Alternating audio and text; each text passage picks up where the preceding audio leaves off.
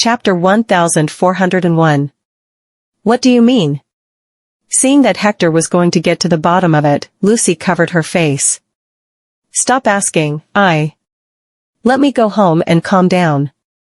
She immediately stood up but knocked her knee on the marble table, which made a loud noise, and then vibrated. Hector put out his hand to hold her. Be careful.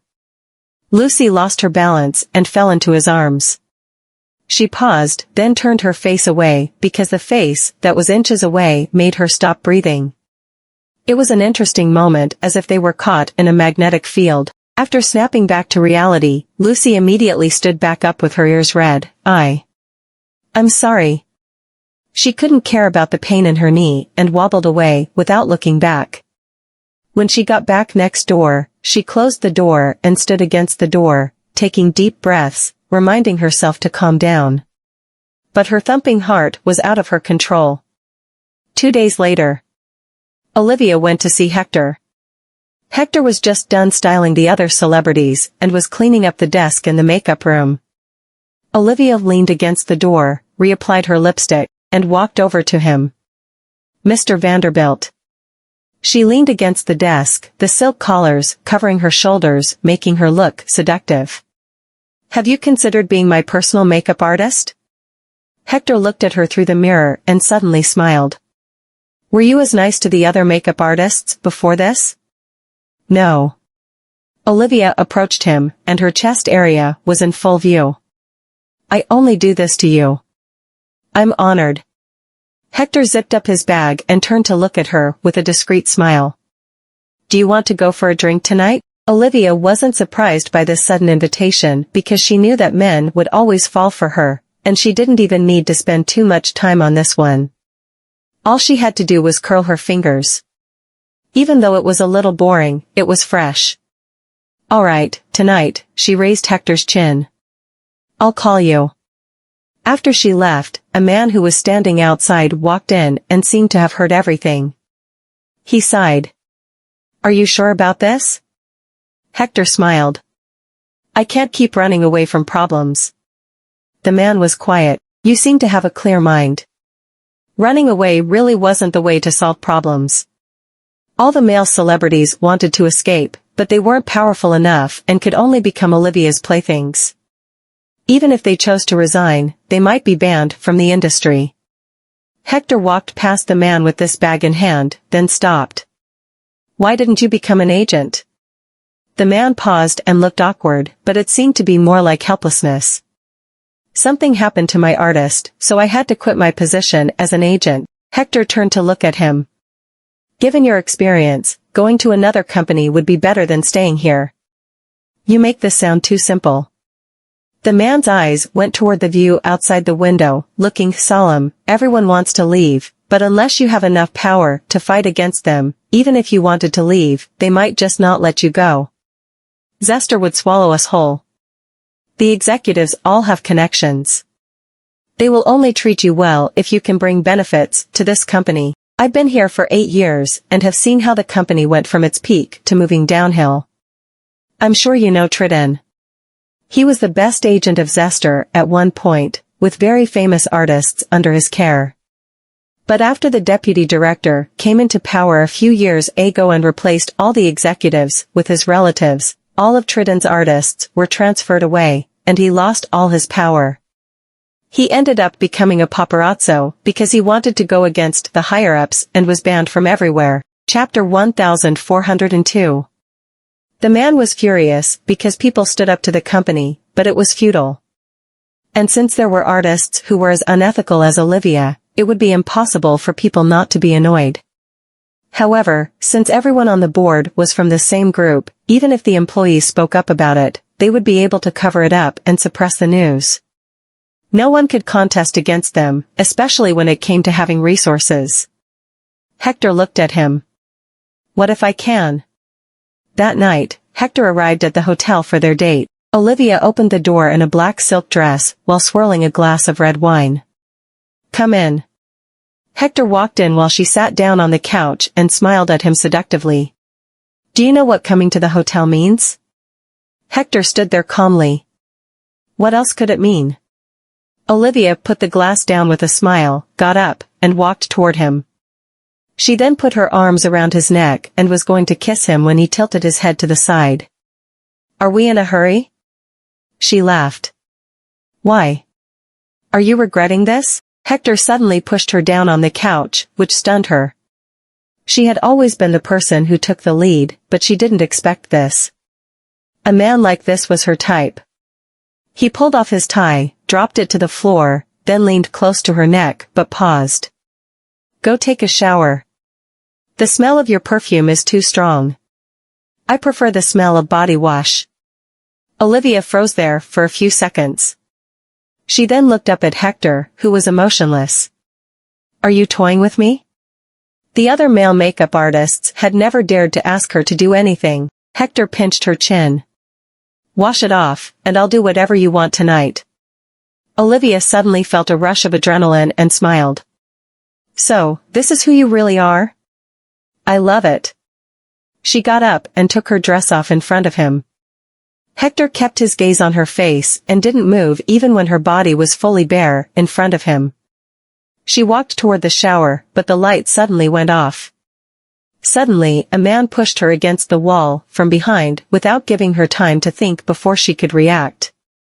She thought that Hector was playing with her, so she was giddy. "I've never met someone as kinky as you are." Olivia was enjoying it, but a group of police officers rushed in when the lights came back on. "Freeze!"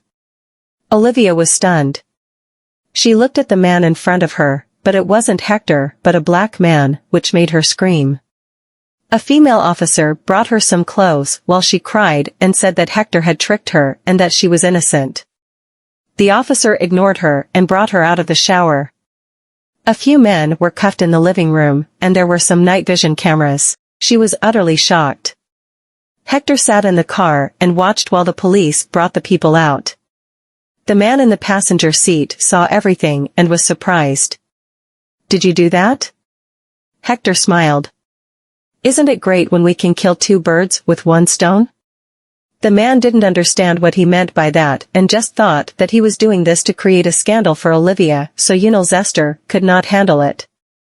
But in truth, what Hector meant was using Olivia to get rid of those men.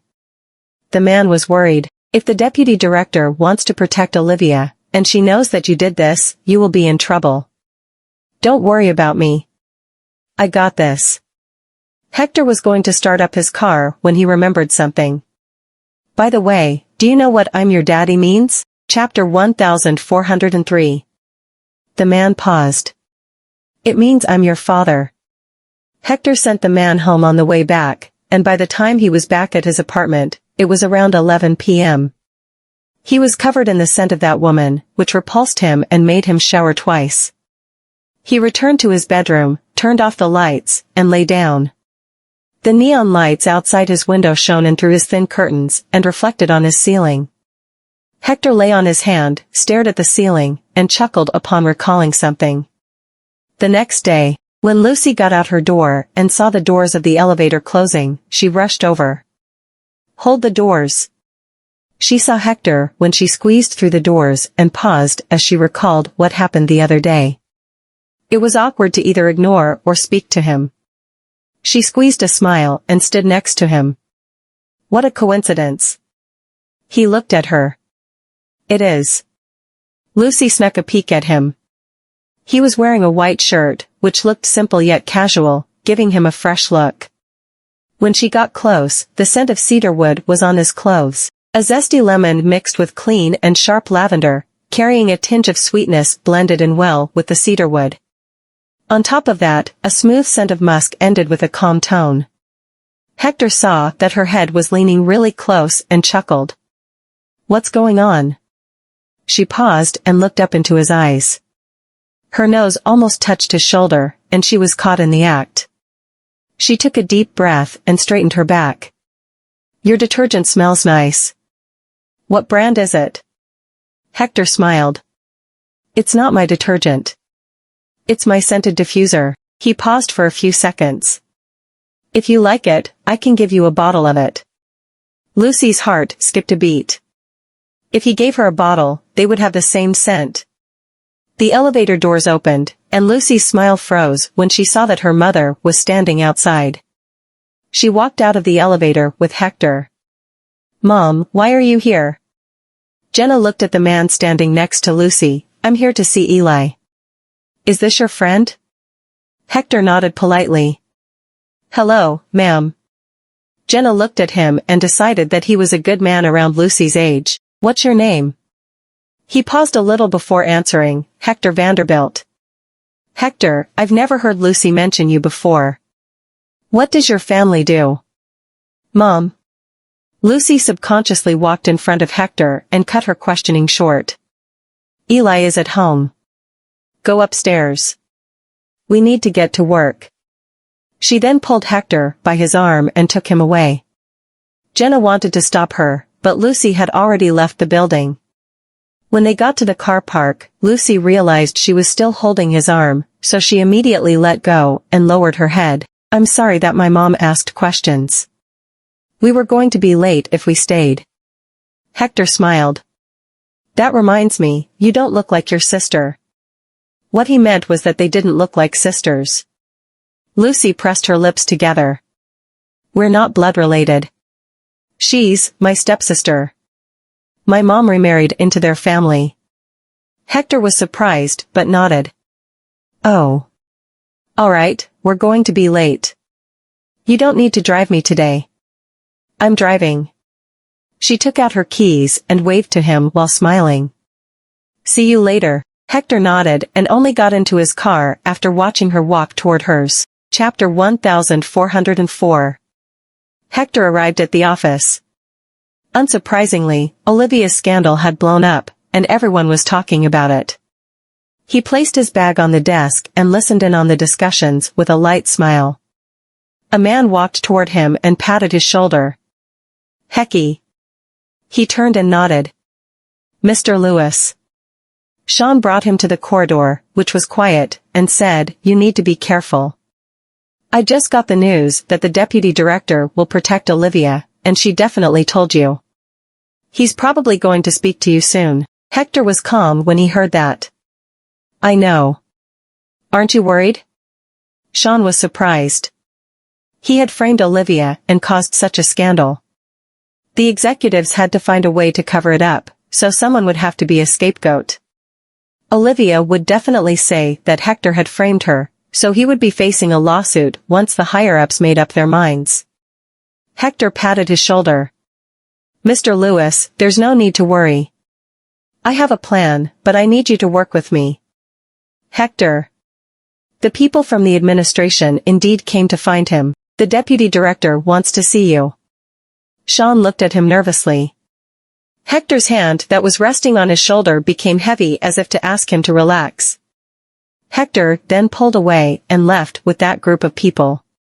Hector and two employees walked into the office. The deputy director was there with two men, one of them with a gold chain, whom he recognized. The man seated on the couch with a little belly looked like the boss of the man with the gold chain. "Hector Vanderbilt, you've got some balls. How could you do something that would cause a huge loss to Zester? What are your intentions of joining this company?" The deputy director slammed the desk and glared at him furiously. Hector smiled. "I have no intentions." "Don't lie." The man threw a file next to his feet. Hector took a glance but didn't move. The man on the couch breathed out some smoke, and his meaty cheeks were pushed aside as he smiled. "You're Hector Vanderbilt, eh? I know you." Hector looked toward him. The man had a gold ring which he knocked on the armrest. "You did some dirty things with my men in the past and were sent to prison. Now that you're a free man, you returned and backstabbed them." "That's interesting." The deputy director frowned. "You went to prison?"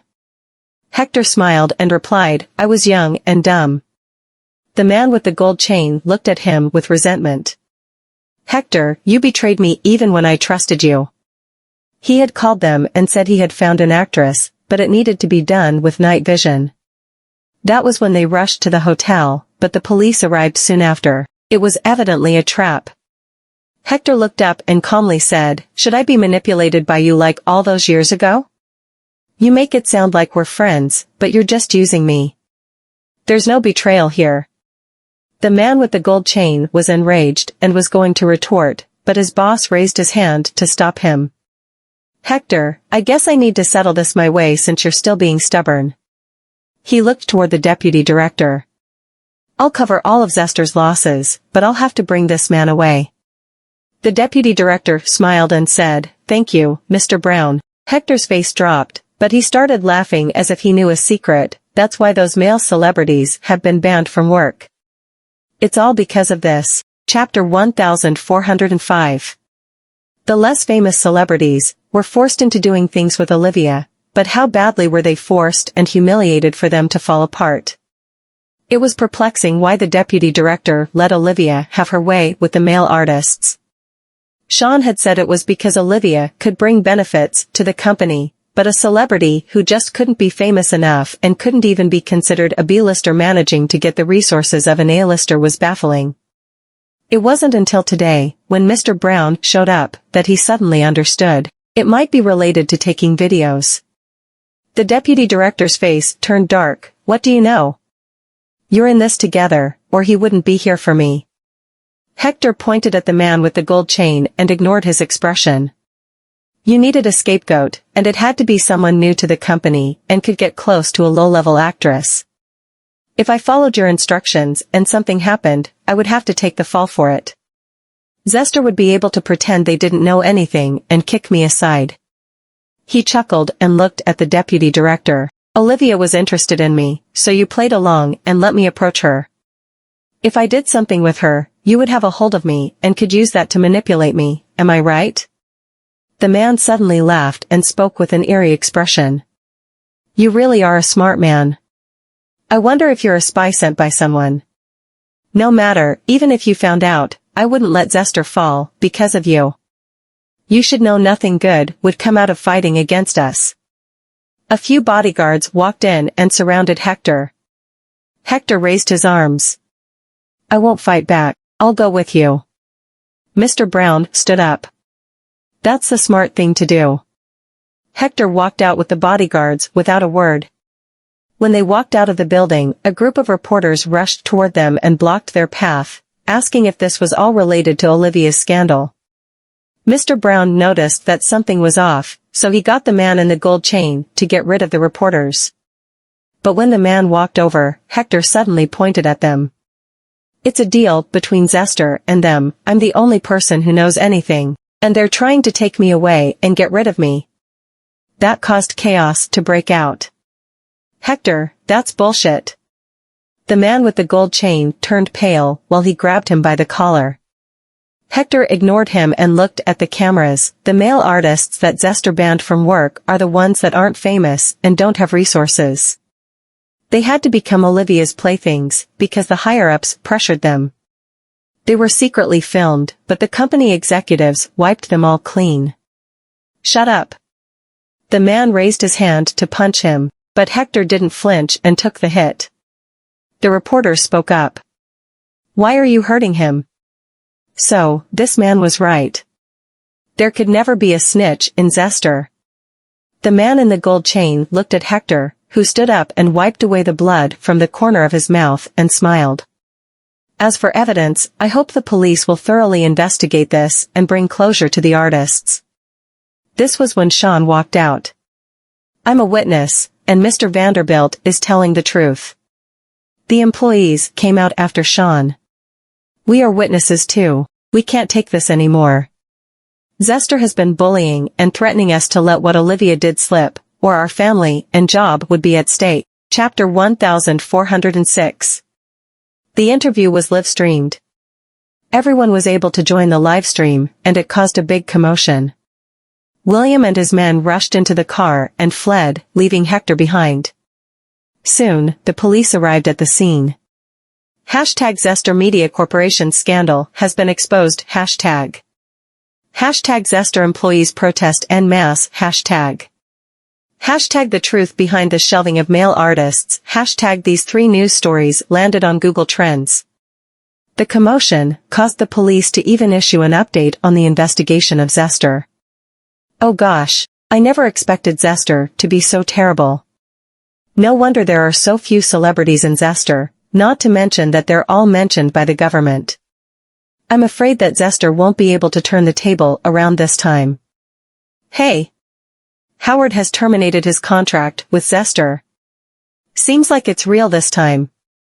Howard published a post on his Facebook account stating the termination of his contract with Zester. At the same time, he published a post that read, "I'm with you."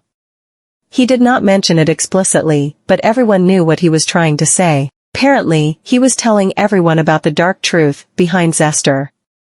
After Howard terminated his contract with Zester, several A-list celebrities followed suit. In the meantime, the Zester higher-ups had been thrown into chaos. The director of Zester hurled the document at the deputy director's face. "I asked you to take care of the company, and this is how you do your job. You've ruined Zester. Are you here to cause trouble for me?" The deputy director explained nervously, I am very sorry about that, cousin, but this is all Hector's fault. He's the one who caused the mess." The director of Zester kicked the chair away in exasperation and walked up to the deputy director. He pointed at the tip of his nose and hissed. "How many times have I told you to keep a low profile? If you hadn't given Olivia so much leeway, how would the staff of the company be so angry?" The deputy director gnashed his teeth. He was furious, but didn't dare to express his anger. The director grabbed his collar and continued. "Find a way to get rid of Hector. Remember, don't leave any evidence behind." Hector and Sean were eating in a restaurant nearby. Both of them clinked their glasses, and Sean lamented, "Honestly, I didn't expect that at all. You really are a miracle. If it weren't for you, I wouldn't have been able to convince the others to stand up for themselves. One person might not be able to do anything against the capitalists, but the result would be different if a group of people stepped forward and protested." Hector had summoned the reporters and exposed Zester in front of them to let everyone in Bassburg know that even though Zester wanted to hold down the news, they were far too slow to keep up with the spread of the internet. Hector chuckled and replied, "Well, it's out of my expectation as well." He was just trying to get rid of the things he needed to get rid of. Sean couldn't help himself and laughed. "You have a lot of potential, kid. If every young man were as courageous, fearless, and honest as you, the world would have been a better place. These are the true qualities of a man, upright and honest, impartial and unbiased." Hector lowered his head. "It's the first time someone has complimented me like that." Sean patted his shoulder and laughed. "Then I should be the first one. Come on, cheers. We should celebrate our success tonight." Both of them left the restaurant at 9 p.m. They walked to the car and were about to go their separate ways. Sean had drunk quite a bit of beer, so he placed his hand on Hector's shoulder and let out a burp. "If I were 10 years younger, I would definitely be your good brother." Hector helped him to get to his feet and replied, "You aren't that old." Sean waved his hand. "At my age, I could be your dad." "Of course, I'm old." He patted Hector's shoulder and continued. "Remember, we need to be true to ourselves at all times. Only when we're true to ourselves can we move forward fearlessly." Suddenly, a beam of bright light flitted across their vision and blinded them. Chapter 1407. Hector felt someone had pushed him as he fell to the ground. It was Sean. He pushed him out of the way just as the car arrived in front of them. For a moment, the air was filled with the brake screech and the collision sound. Hector's pupils constricted as Sean disappeared from his vision, leaving only a shoe on the ground. It was only when the screams of the people around them and after the car had escaped that Hector came to his senses and looked in a daze at the man who had fallen in a pool of blood. At the police station, Maisie and Nolan rushed to the police station when they received the call. As soon as she stepped into the police station, she saw Hector sitting on the chair with his head held low in dejection. The police officer put down the cup of water and rose to his feet. "Mr. Goldman?" Nolan walked up to the police officer and asked him about the situation. The police officer walked aside with him and told him all about what had happened. Maisie looked at Hector and approached him. She stopped beside him and asked, "Are you all right, Hector?" Hector clasped his palms together so tightly that veins were bulging on the back of his hands. His cheeks puffed up, and he seemed to be holding something back. Maisie placed her hand on his shoulder and said, "I'm sorry about what happened. I'm the one who they wanted to kill." Hector said through gritted teeth, his heart awash with guilt. But why was it him who died? Why did he push him away? Maisie looked at him silently. She knew this was a hard time for him. After all, Sean had died right in front of his eyes. After Nolan learned everything from the police officer, he walked to Hector and asked, "Do you want to avenge him?" Hector was stunned. He raised his head and looked at Nolan. Nolan patted Hector's shoulder and said meaningfully, "Just do what you think is right. You don't need to worry about the rest." It was already very late by the time Hector returned to his home. He took a can of beer out of the fridge and walked to the balcony. Looking at the light in the distance, he fell into a pensive mood. He rarely interacted with Sean, but Sean was the first one who stepped forward and helped him. He was just uncomfortable with what the Zester higher-ups were doing and didn't feel he had done anything wrong. Still, his action had indirectly dragged Sean into it. We need to be true to ourselves at all times. Only when we're true to ourselves can we move forward fearlessly. Just do what you think is right. You don't need to worry about the rest. Hector lifted his head and took a large gulp of beer. "Hector?" He was stunned and turned his head around to look at Lucy on the next balcony. Lucy took her earphones down and smiled. "You can't sleep either?" Hector was stumped for a moment before he pressed his lips tightly and replied, "Yeah. I saw you on the news today." Lucy looked at him, her eyes glittering with a smile. "I'm kind of surprised. I never thought that something like that would happen in an entertainment company. Maybe nobody would know the truth if it weren't for you." His pupils trembled, and he raised his head to drink the beer. After falling silent for a while, he said, "But I couldn't prevent that from happening." He couldn't prevent Sean's death. Lucy was stunned as she looked at Hector. She did not know why, but she felt that he was feeling down right now. There's a limit to what everyone can do. You're doing your best to reveal the truth to everyone, but there's a lot in this world that isn't as good as we see on the surface. While injustice continues to exist, as long as someone has the courage to stand up and stop it, justice will be served one day. We can't change other people, so we can only change ourselves. Since we can't change how things happen, we can change our attitude toward things. Lucy looked into the distance and smiled. You see, there are still people who keep carrying forward despite the difficulties in life. Hector's gaze fell on the smile on her face. He had never seen her get beaten by life before. She never gave up no matter what curveballs life threw at her and always had a smile on her face. Chapter 1408. It seemed to him that Lucy's smile could cure everything in life. "Lucy," he called out to her. "Yeah?" Lucy turned her head around and answered with a smile on her face. Hector couldn't help himself but chuckle. "You truly are a strange girl." Lucy cocked her head and replied, "Am I?" Hector let out a laugh. Lucy did not know what he was laughing at. After all, she was talking to him seriously. She turned her head around and shouted excitedly when she saw a few shooting stars streaking across the sky. "Look, shooting stars!" Hector looked in the direction she pointed. Even though both of them were standing on their own balconies under the night sky, they felt closer to each other. Several days later, at Zester, Sean's seat was filled with bouquets of white flowers. Nearly all of the staff in the department wore black. There was no smile on their faces, and the atmosphere was dense. The higher-ups had been oppressing the Zester staff for years, and Sean's death was the final straw. Zester was under investigation, but the deputy director and the higher-ups acted as if nothing had happened. The apology message they released was insincere, and they even tried to push all the blame on the staff, saying that they had started the strike because they were dissatisfied with the company's internal welfare.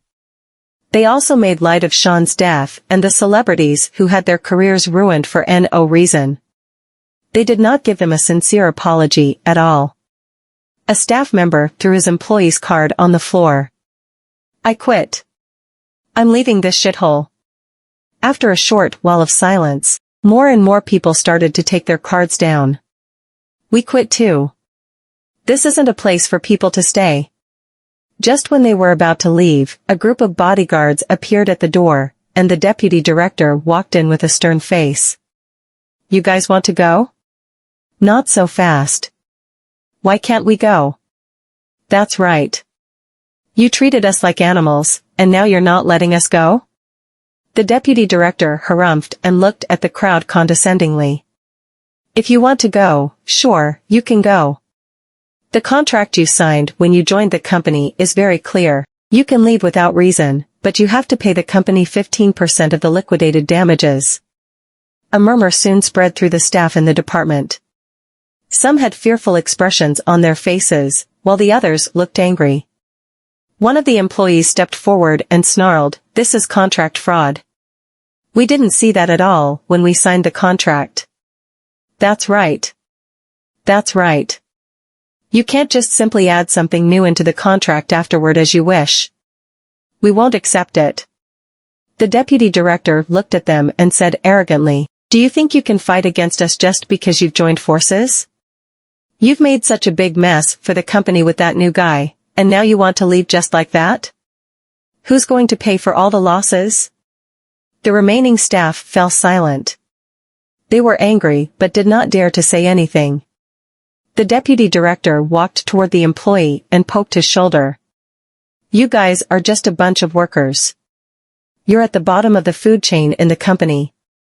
All you have to do is get your job done and mind your own business. Has the company ever missed your payment? The employee clenched his fist tightly, and the veins on his forehead were bulging. It's Zester that paid you, yet you turned your back on us. Who do you think you are? God? The deputy director pushed him to the floor and stepped on his chest. After that, he gazed at the employees behind him and continued. In Zester, we're the rules. All you have to do is follow the rules. If any of you dare to defy us, you'll be the next Sean. Everyone's faces paled after being threatened by the deputy director. They all fell silent, and none of them dared to speak. Seeing that nobody was talking back to him, the deputy director withdrew his leg and spat. A bunch of useless trash. After that, he left the department with his men. Chapter 1409. Some of the girls in the department were so scared that they began to sob. The staff's eyes looked dim as they couldn't see any hope. A few cars stopped in front of Zester.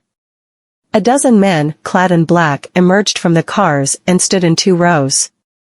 Quincy opened the door to the back seat, and Hector got out of the car. He lifted his head to look at the building, and his gaze became more determined when he thought of what had happened to Sean. Quincy looked at him and said, "Let's go, Hector. Mr. Goldman said you can do whatever you want to do." Hector took a deep breath and stepped into the building. Quincy followed behind with a team of lawyers and bodyguards. They barged straight into the administration department and went straight to the director's office. They put down the bodyguards that were guarding outside, and Hector pushed the door into the office open. The director of Zester and a few higher-ups were in the middle of a meeting. When the deputy director beside the director saw Hector, his face became dark. "Hector, how dare you _why?" Before he could finish his sentence, Quincy appeared with a team of lawyers. The director of Zester rose to his feet, and a smile broke across his face. "If it isn't Mr. Lawson from the Black Gold Group. What brought you here today?" Quincy chuckled and said, "Mr. Goldman said that from today onward, there's no need for Zester to exist in this world." The director's expression changed slightly. "What do you mean? We don't seem to have any conflict of interest with Black Gold, right? Is Black Gold going to poke its nose into Zester's affair now?" Quincy chuckled. "Mr. Goldman isn't just going to poke his nose into Zester's affairs." As he was talking, he looked at Hector and continued. "Hector is Mr. Goldman's cousin-in-law, so his business is Mr. Goldman's business." The deputy director and the director's faces turned grim. Neither of them expected this new makeup artist to be Nolan's cousin-in-law. Quincy walked toward a couch and sat down. He took over the file handed to him by his team of lawyers and tossed it on the table. All of your crimes are here. I'm afraid something fun is going to happen if we turn them to the government, right? The director fell on his chair. They were so bold because the police couldn't do anything to them due to the lack of evidence. However, they did not expect that they had messed with the wrong people this time. The deputy director picked up the file and took a quick glance. After that, he smacked it on the table and said through gritted teeth, "Nobody is going to believe you with this evidence. Besides, the internal affairs of Zester have nothing to do with black gold. So what if Hector is Mr. Goldman's cousin-in-law? He works in Zester, and that means he's a Zester employee. He incites our internal staff to do whatever they want without permission, and we still haven't found him to compensate for our losses." Hector looked at the deputy director expressionlessly.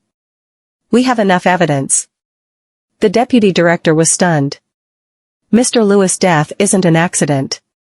The car was coming straight at me. If he hadn't pushed me away and died in my stead, I wouldn't be standing here and talking to you guys."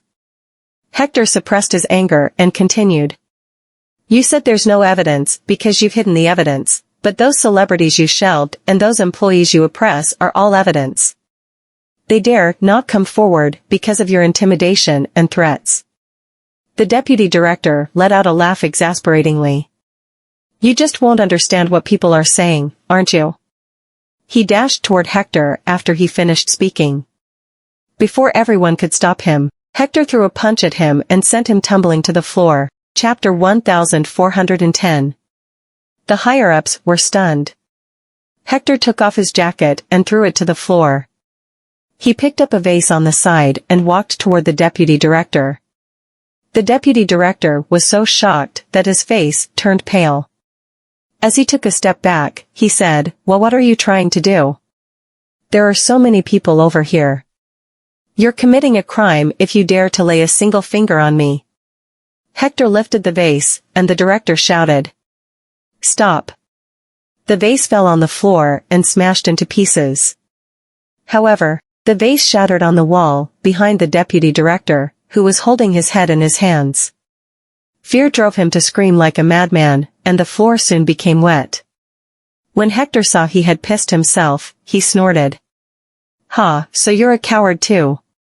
Quincy looked toward the director, whose face was dark, and said, "You don't have any choice now." He handed the transfer agreement to him and continued. "Sign the agreement, and sell Zester to Black Gold. As for your crimes, the court will deal with them. If you refuse to sign the contract, we'll bring you to the court and have the court forcefully remove Zester and permanently ban the company from being listed." The director threw an angry glance at the deputy director. He had no other choice but to do as Quincy said since things had developed to this point. If Zester was banned from being listed, then, as the company's owner, he wouldn't be able to open another company in the future. While there was life, there was hope. With that thought in mind, he picked up the pen and signed the contract. The contract was stamped as well. The director then left with the higher-ups. The deputy director, who had been scared out of his wits, was also taken away. The meeting room became empty, leaving nothing but wreckage behind. Quincy walked up to Hector and handed the agreement to him. "From now onward, Zester is yours." Hector took a look at the agreement but did not take it. He lifted his head slowly and said, "So, this is their punishment? Don't you think we've gone too easy on them?" Quincy chuckled. "Kid, letting your emotions control you won't change anything. Mr. Goldman has his own reasons for his actions. You just need to know that courage and guts aren't the only things you can rely on when you're solving a problem. You also need your head. Even if you want to get revenge, you can't go beyond the law. You think their punishment is light, but it isn't the same case in their eyes." As Quincy was talking, he handed the agreement in his hand. He patted his shoulder and added meaningfully, "For those who benefited from these matters, what do you think they'll do if they lose the benefits?" Just like Quincy said, The director made the deputy director and the other people his scapegoats. The deputy director was his cousin, but in the end, he was merely a sacrificial lamb for his interests. The deputy director was not willing to become his scapegoat, so he confessed to the cause of Sean's death in the police station. He also betrayed the partner related to these matters to reduce the charges. The police arrested the man wearing a gold chain and William. The police also found many unsightly videos and websites from their media company's internal network. There were hundreds of them, with a reprint rate and purchase rate of tens of millions, and some of them were sold overseas. As for Zester's director, he was arrested and deported back to his home country as soon as he got off the plane. In just a week, all of them were caught. As soon as Hector stepped into the company in the morning, he was startled by the sound of a cracker. The flowers fluttered in the air and landed on his hair and clothes. A dozen employees emerged and stood in front of him. All of them were wearing smiles on their faces. The office had never been so lively before. "Hector, you're our savior. From today onward, you'll be our boss. Guys, let's give a warm welcome to our new boss."